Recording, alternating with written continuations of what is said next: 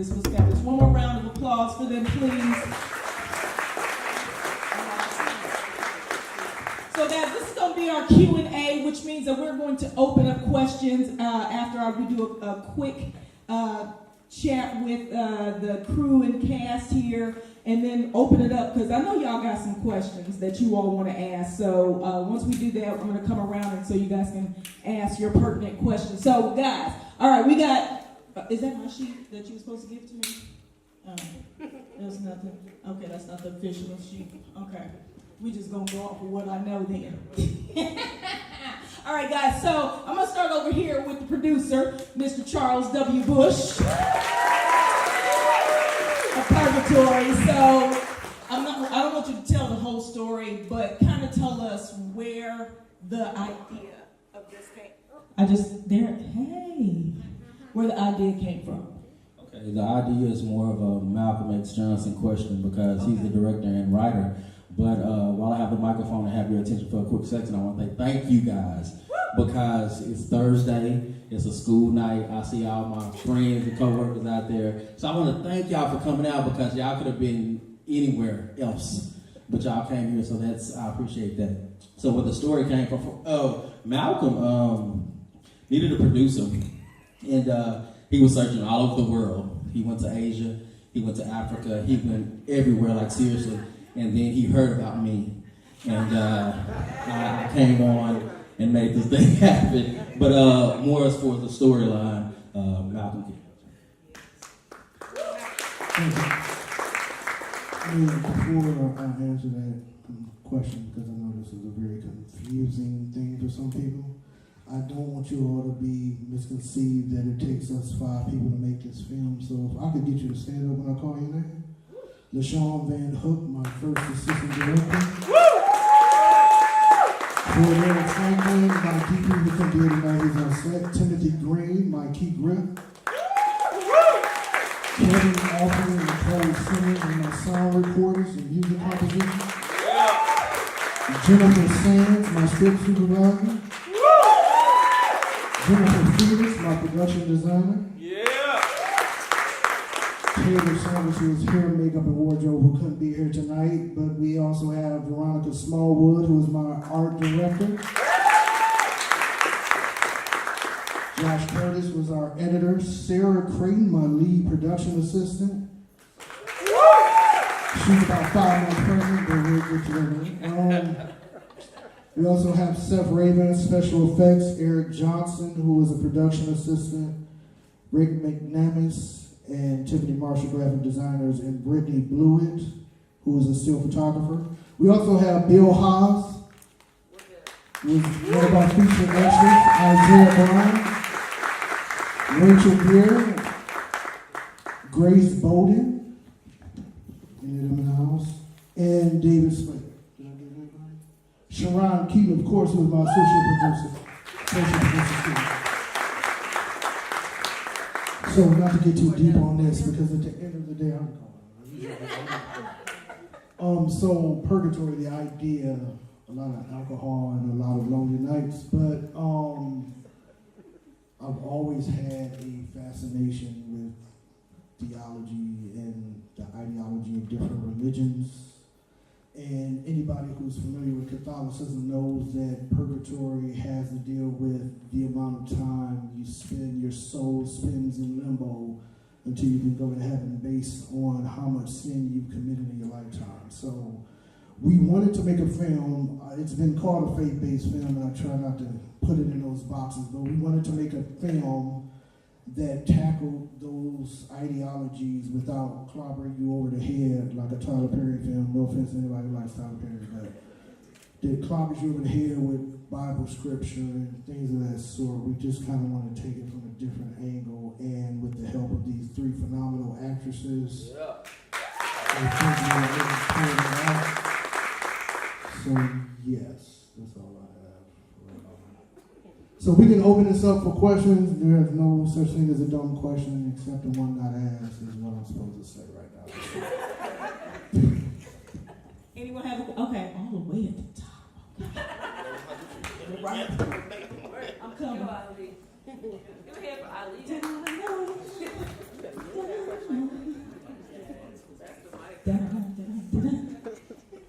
nobody gonna sing with me.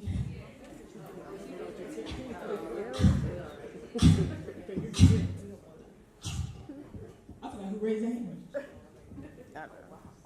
Hello, how y'all doing? First of all, I want to say great job. It's great acting, well written.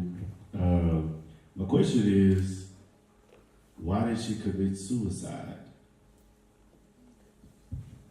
Things that you couldn't. So basically, if you notice in the film, there's a stack of letters on the desk, and she's drinking, and then she gets a phone call and it gets disconnected.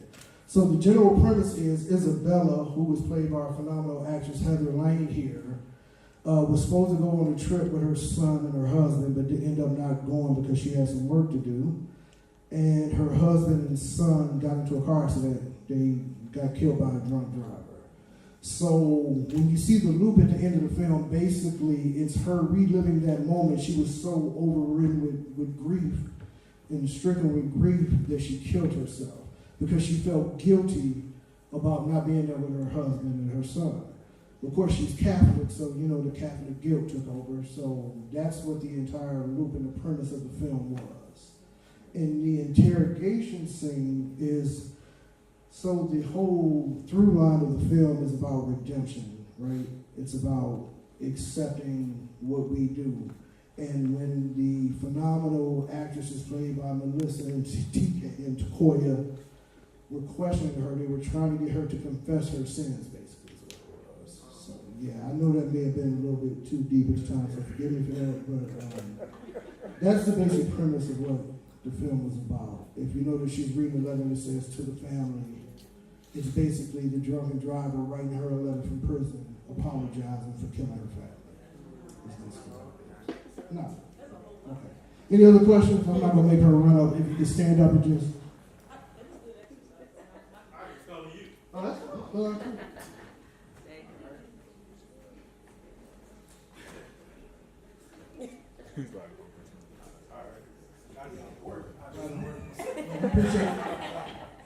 All right. So my question to you is, what was the thought process that you went through as you developed the story?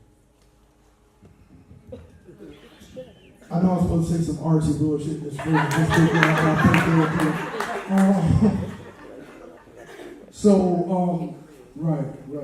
So,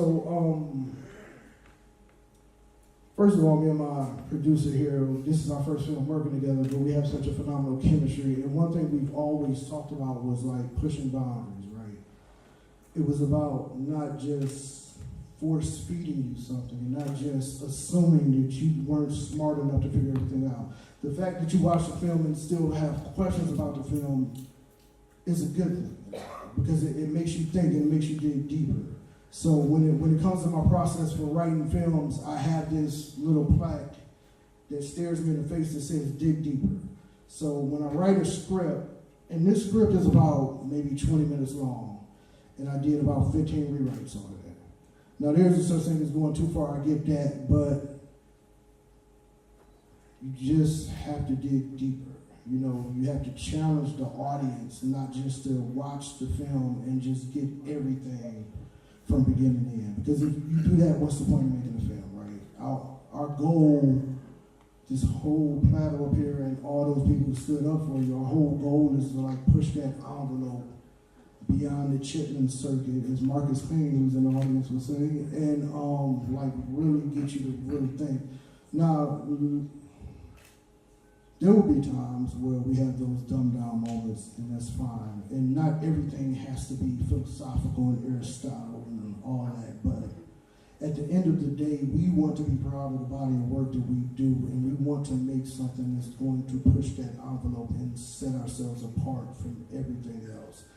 And just with the casting of the film, I did that. Because when I'm sitting here watching these three ladies work, I almost forgot that I was directing the film. I like had to snap out of it and yell cut, or somebody had to tell me on the shoulder and say cut, because they were just that phenomenal. It was like the whole film was on autopilot. So I'm talking too much right now, but at the end of the day, that's what it's about for us, is pushing that envelope and then going beyond that. So. Any other questions for our beautiful actresses or anybody? Yeah, Maria? I have two questions, actually. I will. Two questions. One for the ladies, one for you two. One, starting with the ladies, what was your experience in this whole ambiance? For the gentlemen, why suicide? So in my mind, purgatory is the experience of Groundhog Day, in a sense, until sin is acknowledged. So why all of a sudden suicide? Because that's the ultimate sin that you can't be forgiven for, so forth and so on. So those are my two questions. I'll start with the ladies. Of course, now that I have a mic on, I'm going to say it was the best experience ever. I'd say that even without the mic. We have a great director and producer up here that were willing to push us, and I do remember a couple of times where he didn't yell cut, and I was face down on the table thinking, I need a cut. But the experience really with the film and working with these two wonderful actresses, it's a deep film. And I can say just from my own experience, I'm a mom. You know, so there was somewhere to go with this story. So there was something that it touched me because I'm a mom myself. And it's a story not just about what she did, but about grief, how we all handle grief. And that's what came across to me. That's why when I saw the script, I was like, you know what, yes, I want to do this. It's hard, I'm a mom, I can't imagine this, but I'm going to go there. I'm going to go there for this because I think it is a good story. And I think it makes you stop and think. You never know where somebody's mind is. You know, we all want to be tough, work through things on our own, but I think this film also kind of shows you, you don't know what your sister, your mom, your next door neighbor is going through. I'm fine. How are you doing? I'm fine. Now, you know that they just lost somebody important in their life, or they just lost a job, or something else happened. They're not fine. You know, if you care about that person, don't let I'm fine go. So that's really what pulled me in and drew me into wanting to do this. I think as an actress, you always are looking for and thankful for an opportunity. And so to showcase what you can do. There's so many people who want to be in this business, who want to showcase what they can do. And so how has it been working with Malcolm and the team? It's a dream come true for me. I've never been a supporting actress on a film before, and so I'm extremely thankful for the opportunity to do that, and I hope more are coming. It's a moment when you get the mic and you go blank. No, this film for me has been absolutely amazing as well. In my regular, normal life, I'm really happy-go-lucky and fun and happy, I promise. And when I got the script and I saw the role that was available, I really wanted to do it because it's complete opposite of my real life, and I really wanted to showcase, you know, when you spend so much time in love and happiness and joy, the other stuff is there. Acting provides for me an outlet for my dark side, and I really enjoy expressing it like that. And this script was the perfect way to do it. Malcolm was with an opportunity to just be creative. He gave us actors space to, it allowed us to develop characters, and that was fun for me. Charles gave me the opportunity to introduce me to Malcolm. I hope I didn't disappoint you. So grateful, and so grateful to you guys. I have to say that on the mic. Thank you for coming tonight.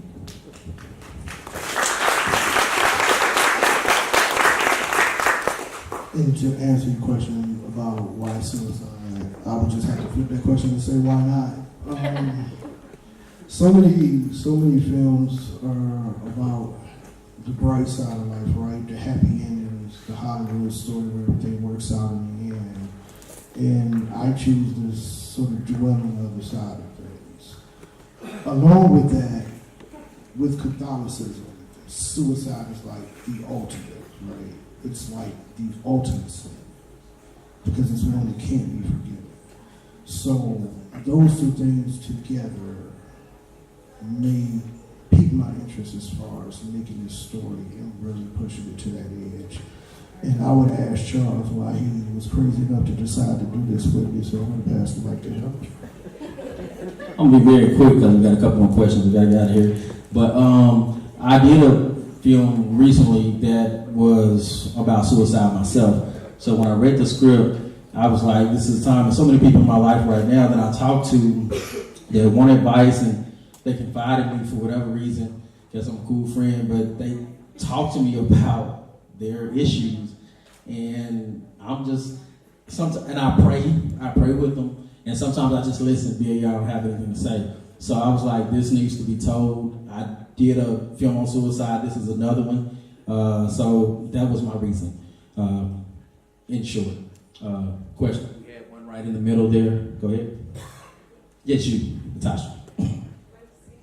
Yes, you can sit on the bench. Well, first of all, I want to say you guys were amazing. I'm really excited to be here and to actually know Mr. Bush over there. So, phenomenal job to all five and the crew of everybody. But my question is once you guys got into your character, was it hard to break from it? Were you able just to shape that character when you were able to go home? Yes, complete silliness in between every scene. My character and I are nothing alike. Well, nope. A little bit alike. Not a lot alike.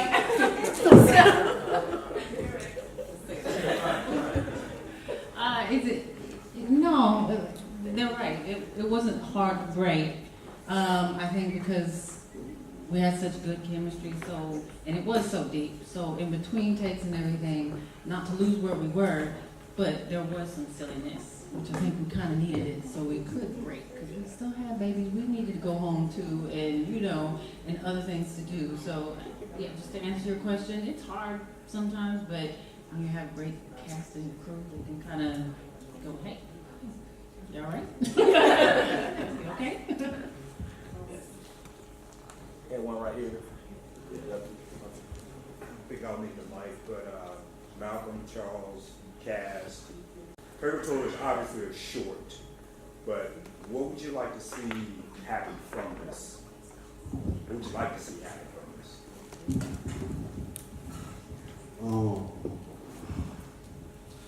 Move on and make the next one. I mean, I think what I've noticed since I've been here, I'm not originally I'm from Detroit, so when I moved here, what I noticed is a certain mentality of quantity over quality. Yep. And that's no disrespect to anybody who does this, because like you said, it's hard, but there is a certain respect that has to be had for the craft.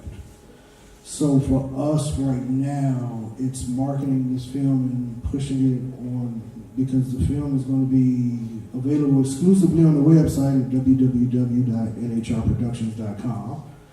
And we plan on marketing this film and just using it as a stepping stone, because we have another film coming up that's based off of a novel that I've written called The Rape Diaries. The film is called The Monster in My Closet, and it's a feature length. So right now, it's just about getting you all here and getting you all's attention. Because I had to be honest with you, I thought maybe 5-6 people might show up. Some homeless man might stroll in or something. So this outcome for me has been humbling, and a couple people have told me I told you so. So I eat that humble pie, and I'm proud to be wrong in this case, but it's just about just keep making these projects and keep discovering this phenomenal talent like we have here, and the behind the scenes that we have. I mean, I have a first AD who, if she ever gets off her ass and decides to direct her first film, is going to be phenomenal. And I have a lead PA who, if she would stop getting knocked up, will be a phenomenal first AD. So, I mean, both in front of and behind the camera for us, it's about pushing the limits, because I always say that everybody who works on these films, Jennifer Fields, Jennifer Sands, every one of them are artists in their own right. So my entire goal with working with New Harlem Renaissance Productions it's getting to the point where I can no longer afford these people to work for me. You know, at the end of the day, that's what it's all about. So. And we can take, I guess, one more question. Let me, before.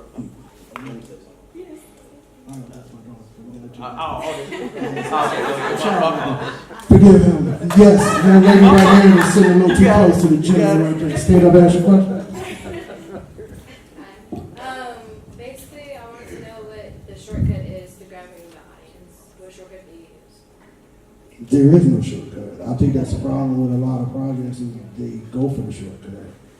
You have, look, there are a lot of, I mean, you're like, what, 19 it looks like? And that young man who's calling himself your boyfriend is about, what, 22? So you all are probably into the mumble rap, the Lil Yachty, the Lil Zane, and all that other little stuff, right? So, I mean, it's just like with music, right? I mean, you make the craft and make the art for your audience. We don't cater our stories to the assumption of what the audience will get. Right. We know that if we make a quality project with phenomenal actresses, phenomenal crew, then the right people will come to that. There's no shortcut to it. The problem is people thinking that there's a shortcut and attempting to make a shortcut to it. I mean, it's like that old film, if you build it, they will come. I mean, this is proof right here, so start trying to find an easy way out. Real quick, we might have a couple more questions. I haven't been blessed yet to do film full time. I have a 9 to 5. My coworkers came out, because everybody stood up, they came out, my coworkers. Y'all, they shy, stand over real slow. Thank y'all. Lee, what's up? Goody. Okay, I'm sorry. I mean, that was cute. There's like 2 or 3 people. Can my coworkers stand up, please? We got the whole little section back there. You know what I'm saying? Thank you.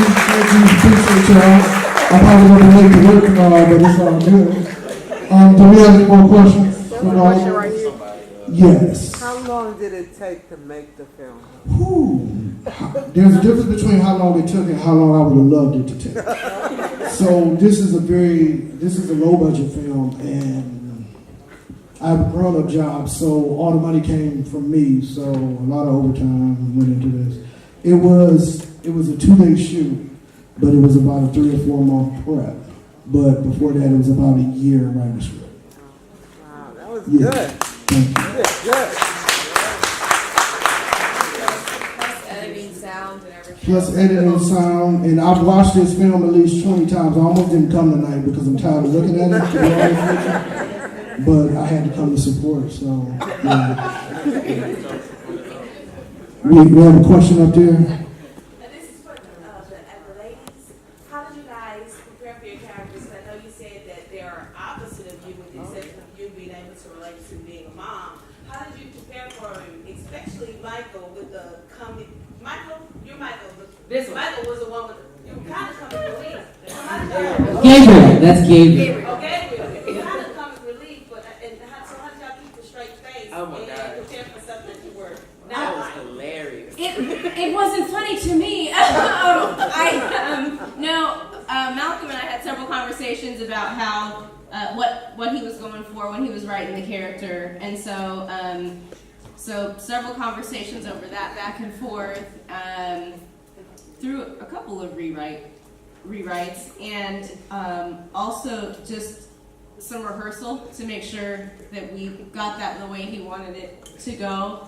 But it was funny watching it, but it was not funny doing it. I had a good time. But I didn't have any trouble keeping a straight face. I was just focused on what I was doing. I was rolling on the inside. Her character is everything to me. It gave me life. Like, she was hilarious. So what gave me motivation was Detective Michael, by name, was written for a man, I was told. And I had to go in there and change that. So that was really, that was my motivation, was to give that energy, that masculinity, that he was looking for in the character, because he really didn't want to cast a female. He was like, I already have women and he wanted a man there, naturally. has said to me, he had wanted. In the era of the hashtag Me Too, that's not true right there. So for me personally, it is very important for women, especially women of different diversities and colors, to be in front of and behind the camera. More so behind the camera because we see a lot of it in front of the camera, right? I mean, it's still important, but to me, it is very important. Like Heather came to read for my previous film, and I said, no, absolutely, you got it. But then I said, but I have a film coming up, and you don't even have to rehearse for it or anything. You don't have to come audition for it. I want you for it. Just take the role. And I'm sure she thought, like everybody else, don't call me, I'll call you. But about a year later to the day, I called Heather and said, are you ready? And she was ready. And then Melissa, I've worked with and abused on my last film. And I told her, I knew she was good. I did not know she was that good. Like, no disrespect, but I did not know that she would carry the role like she did. And Takoya. So I reserved the role for a gentleman I worked with on the previous film, and I offered him the role, but unfortunately, because of scheduling or whatever, he couldn't make it. So I figured I had two strong females. Let me balance it out a little bit. But then she came in and Charles introduced her to me, and she blew the audition away. And I couldn't even lie. I mean, we kept the audition because I record every audition. And I catch myself on the camera just like in awe of her skills. Now her personality and her attitude was showing up on time, and her punctuality are a different thing, but you know, those things come as you mature as a professional, and we're still working on it. But all kidding aside, like DC were like, I mean, people always say nice things about their actors, right? Directors, you see the interviews, like, if I could cast these three for everything I do, I would. I really would, because they're like phenomenal. So we have time for one more question. Mousequake, did you have? I'm good. Okay. And going once. Don't be shy, going twice. Genesis. Elise. Dominique. What's next? Is it going to be extended, or is it just the What is next? Keeping Purgatory short, or We're keeping Purgatory. I don't want to force it. Yeah, we're going to push through a few film festivals. It's going to be exclusively available on the website.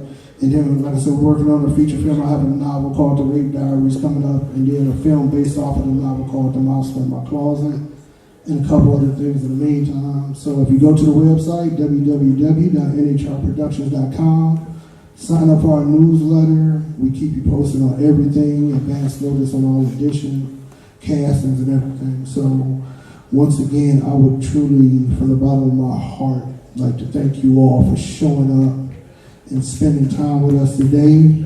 If you all could give yourself a round of applause there, you can wrap this up.